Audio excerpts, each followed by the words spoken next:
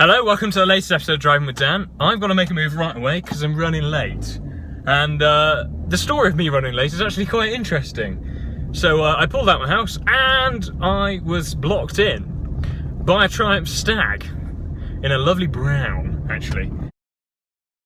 It looked lovely, but the problem was it didn't run. Someone had put the wrong fuel in it, and yes, not good for a Triumph Stag.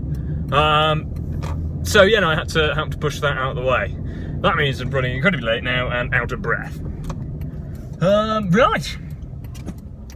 Yes, so today's episode will contain a series of things. Oh my god, it's very busy today. Why is it so busy? Yes, so it's a series of things, including Land Rover, of course, about their Discovery production, Aston Martin and their Rapide AMR, and Forza Horizon 4. Yeah, so the first topic is about the Land Rover Discovery, and these have been made previously in Solihull, which is where they produced all the Range Rovers too. And that is on the same production line, actually, as I saw for myself. But there has been some recent news about the Discovery production moving to Slovakia. And on business front, it does make sense.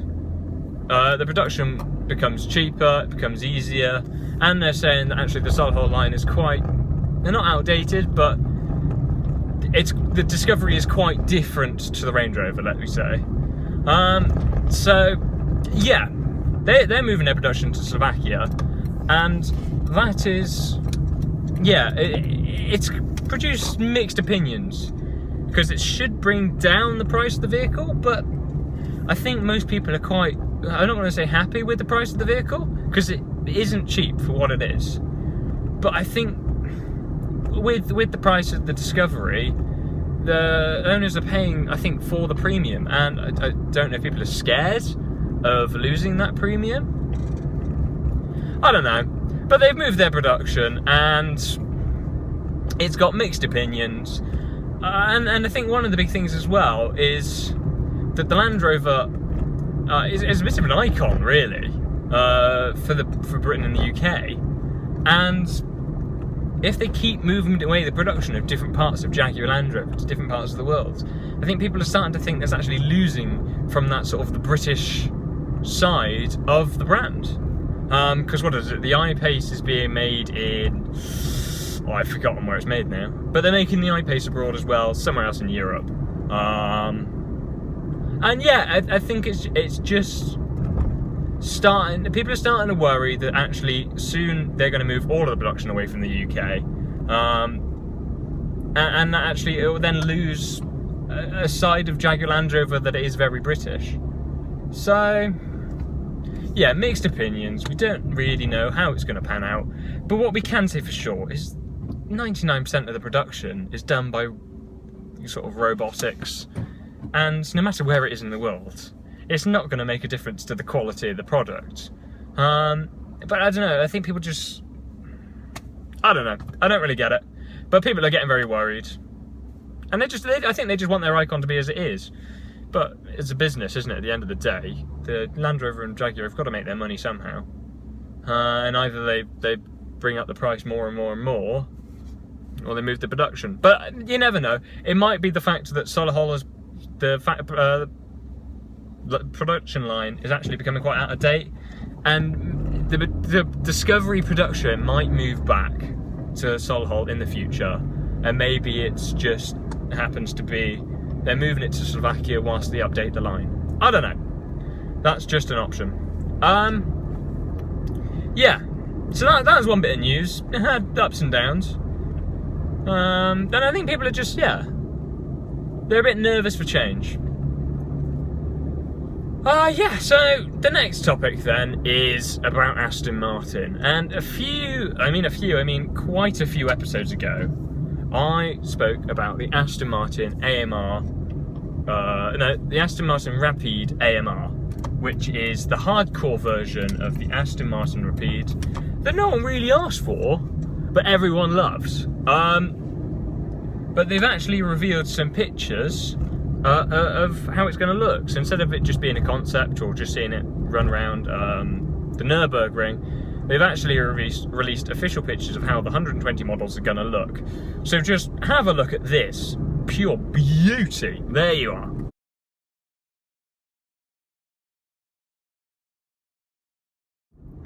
And yeah, you can see it is stunning. You're talking the V12, the 5.9, producing 600 brake horsepower, and it is just the best looking body on it I think I've ever seen on a car. Let's say it's the best looking 5-door in the world. And I think it is. It just looks stunning. You know, it's so aggressive. It's the biggest wheels they've ever put on an Aston Martin or something. Beautiful. But yeah, no, the chances of seeing one is slim. They're not going to be common cars, that's for sure.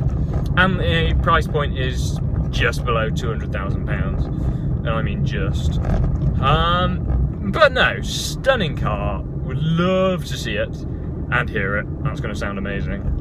And you know, it's got style and cues from across the whole previous model range. It's almost, I think we can say it's going to be the last hurrah of the old platform.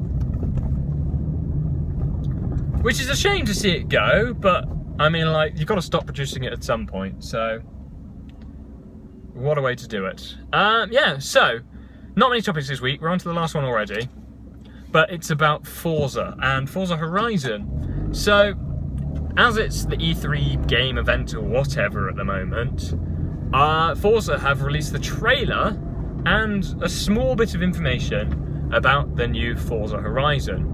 I'm new to Forza, so I didn't realise it was this often they produce games, because I'm always on PlayStation, so I'm all Gran Turismo and stuff.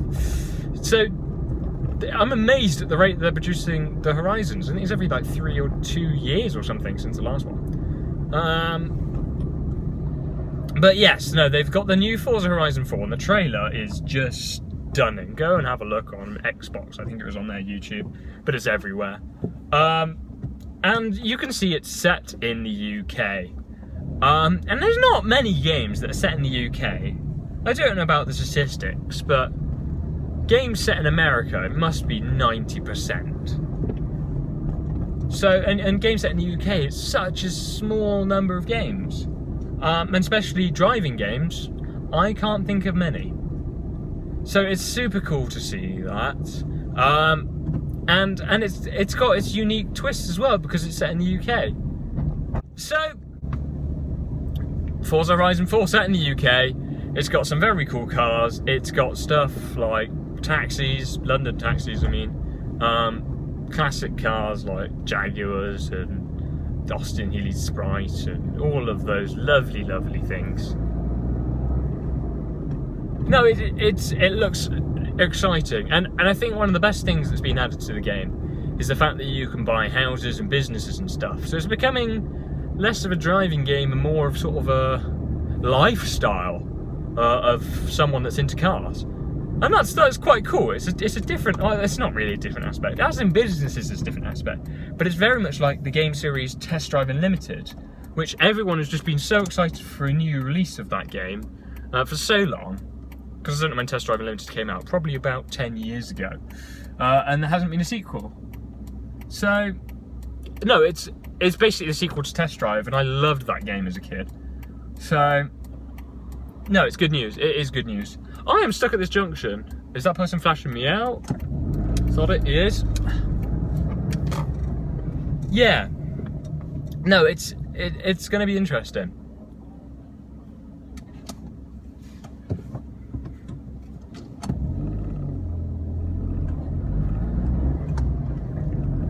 And yeah, no, it's basically going to be set in Scotland,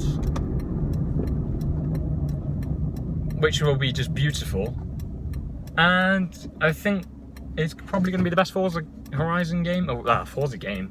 The motorsports are a bit rubbish. Great car selection, but and I hope they have good physics. I hope they have. I hope it's wonderful. I just hope it's wonderful, and I'm sure it will be. Right, yeah, no, that's quite a short video today, and it's because I'm in a bit of a rush, and I had to push a Triumph Stag. And it's a shame I didn't get to hear the V8 because it's running on diesel, and that'd be probably a bit clattery from how it's supposed to be. No, it's fun. I'm tired, can you tell? Thank you for watching. I hope you enjoyed this video. Sorry it's been a bit all over the place and quite short as well. Yeah, cheers.